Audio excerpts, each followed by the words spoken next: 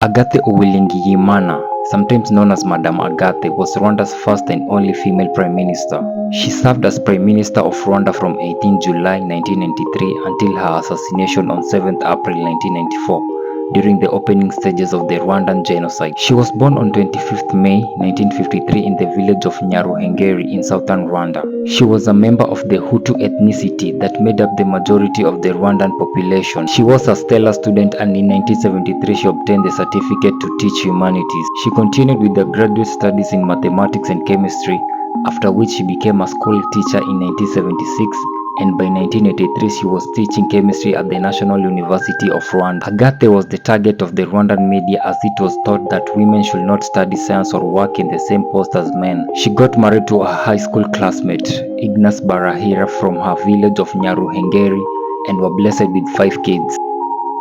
Her journey into politics began in 1986 when she created a sorority and credit cooperative society among the staff of the Butare Academic School. Her high-profile role in the self-help organization brought her to the attention of the Kigali authorities, who wanted to appoint decision makers from the discontented south of the country. In 1989, she was appointed a director in the Ministry of Commerce. She later joined the Republican Democratic Movement (MDR), an opposition party, in 1992 April.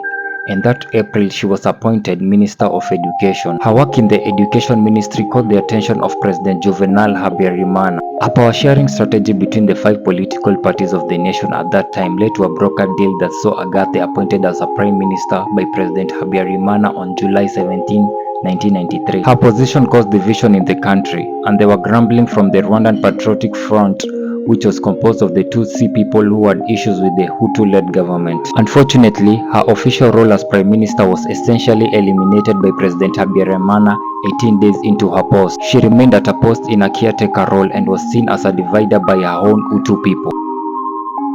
Agathe was murdered at the start of the Rwandan genocide, which saw thousands of Tutsi minority groups, as well as some moderate Hutus and Twa, were killed by armed Hutu militias. The events leading to her death began to unfold just after the assassination of President Juvenal Habyarimana. The Prime Minister, who was a Hutu, faced mortal danger because she was considered to be too moderate. She had earlier condemned the government for the wrong deeds. The Habyarimana Uwilingiyimana government had the daunting task of completing the Arusha Accords, or peace agreement, with the rebel Rwandese Patriotic Front (RPF), the Tutsi-dominated guerrilla movement. The talks between President Habyarimana Uwilingiyimana and the Rwandese Patriotic Front were never concluded, as the president's plane was shot down by surface-to-air missile on 6 April 1994. In an interview with Radio France on the night of President Habyarimana's assassination, Agathe said that there would be an immediate investigation. After addressing the Rwandan people via Radio France, she was essentially the head of the government for 14 hours. By the Rwandan constitution, Agathe was to take over as the head of the country, but unfortunately, some extremist elements in the government wouldn't allow that to happen. The United Nations sent a peacekeeping escort to her home comprised of 10 troops from Belgium in the wee hours of the morning. They were to shield her and her family from harm, as she intended to head to Radio Rwanda the next day to encourage calm in the country. She said her home was under siege and gave her last recorded words: "There is shooting. People are being terrorized. People are inside their homes lying on the floor. We are suffering the consequences of the death of the head of the state.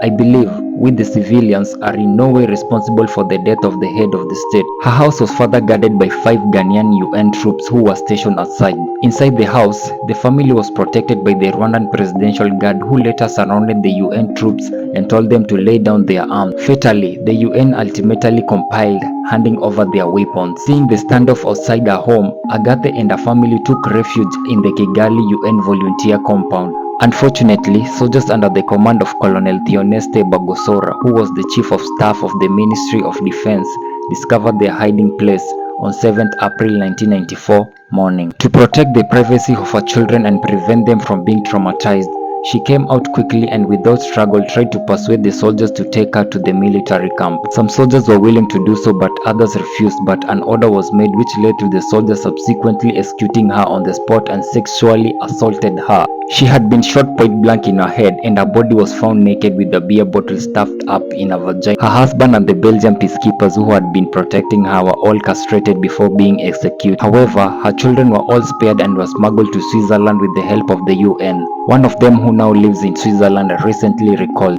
"My mother was behaving as if she would not come back, and she told us, 'Stay here and do not worry, God will protect us all.